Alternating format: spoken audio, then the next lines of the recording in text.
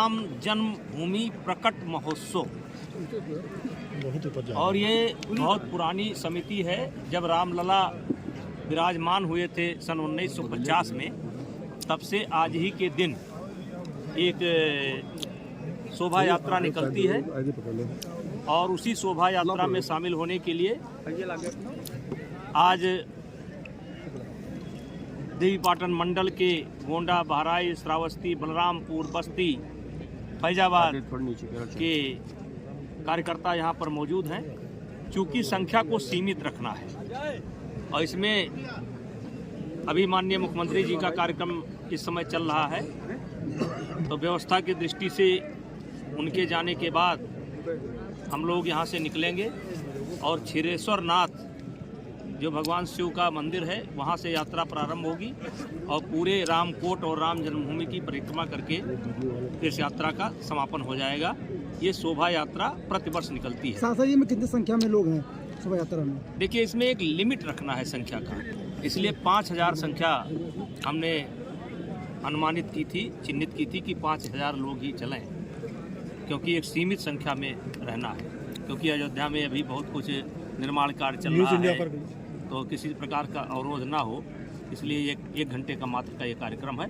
इस समय हम लोग सरजू जी के एकदम किनारे उत्तरी छोर पर, आप अयोध्या से कह सकते हैं कि एयर दूरी 2 किलोमीटर पर हम लोग बैठे हुए हैं और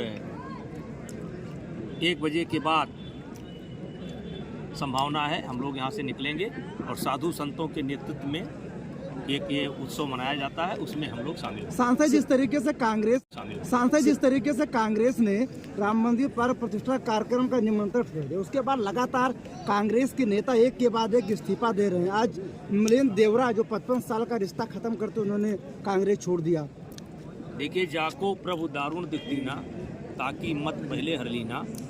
कांग्रेस इस देश की जो आत्मा है, जिसे राम, शिव, कृष्ण, नानक, कबीर, रैदास, ये इस देश की आत्मा है और इसका ये लोग विरोध करते हैं और यही इनका दुर्भाग्य है। इसीलिए ये बढ़ने के बजाय लगातार रसातल में जा रहे हैं। सांसद जी, जिस तरह से साधु संतों का सम्मान कर रहा है देश पूरा, वही पश्चिम बंगाल में जिस तरह से साधु संतों के ऊपर आक्रमण हुआ, किस नजरिए से देखते हैं?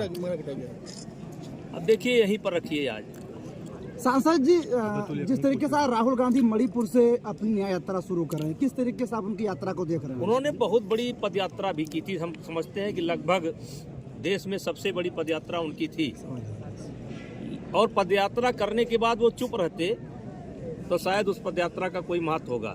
इनकी न्याय यात्रा का महत्व भी समाप्त हो गया है, क्योंकि इन्होंने भगवान राम के जन्मभूमि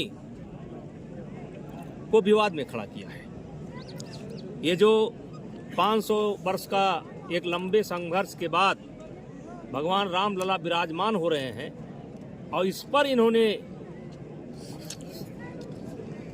कह लीजिए कि एक सवाल पैदा किया है, तो ये चाहे जितनी न्याय यात्रा करें और चाहे जहां से करें, इनको कुछ मिलने वाला नहीं है। 2024 में कोई वैकेंसी खाली नहीं है। मोदी जी के नेतृत्व में पूरी भारतीय जनता पार्टी की टीम सरकार बनाने जा रही है। चाहे मणिपुर से शुरू करें, चाहे बंगाल से शुरू करें, यहाँ पर कोई वैकेंसी नहीं है। यहाँ वैकेंसी फुल हो चुकी है मोदी जी के नाम से। सांसद जी, सरकार